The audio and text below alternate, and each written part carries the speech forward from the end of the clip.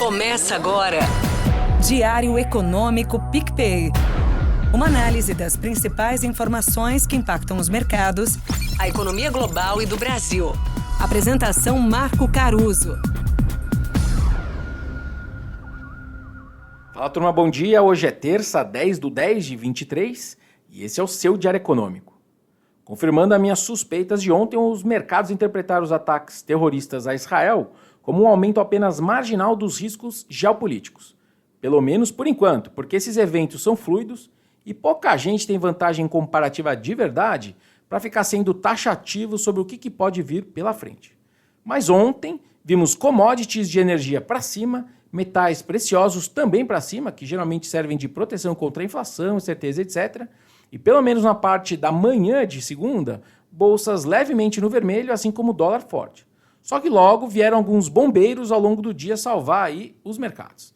2 dirigentes do Fed deram destaque para a alta dos juros longos nos Estados Unidos recentemente e lembraram que isso poderia significar uma necessidade menor de aperto do Fed daqui para frente. É como se a curva de juros já estivesse fazendo parte do trabalho da política monetária, apertando as condições financeiras e de crédito. A partir disso, o Fed poderia proceder cautelosamente nas palavras de um deles em meio a esse balanço de riscos novo. São considerações importantes, especialmente aí numa semana que veio logo depois do mercado de trabalho americano ter renovado os sinais de aquecimento que a gente viu ali no payroll na sexta-feira passada. Além disso, por incrível que pareça, o Hamas disse ontem estar aberto para discutir uma trégua com Israel. O grupo terrorista disse que já teria alcançado os seus objetivos. Israel diz que não vai falar sobre negociações ou mediações nesse momento, que seguem tentando proteger as suas fronteiras, descobrir outros terroristas que entraram no país e também como libertar os reféns. Mas enfim, essa leitura de que o conflito pode ficar circunscrito e principalmente os Feds aliviando, levaram os nossos ativos a valorizarem no dia de ontem.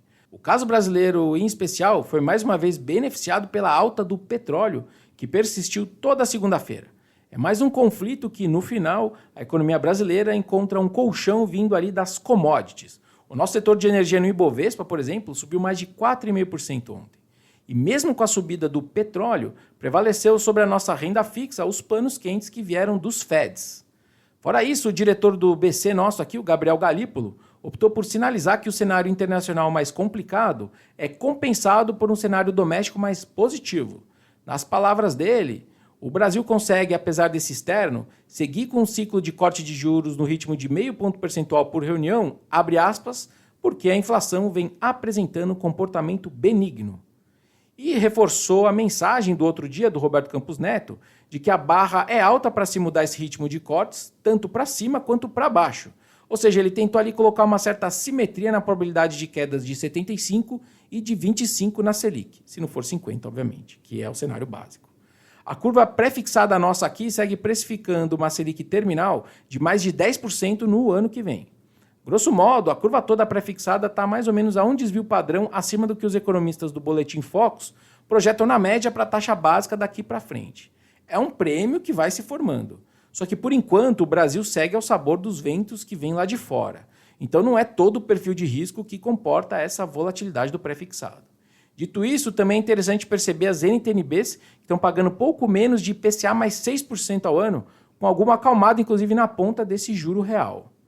Bom, para o dia, a agenda é bem esvaziada, então a gente segue ali à mercê do geopolítico global, mas agora com o mercado de treasuries aberto depois do feriado americano de ontem.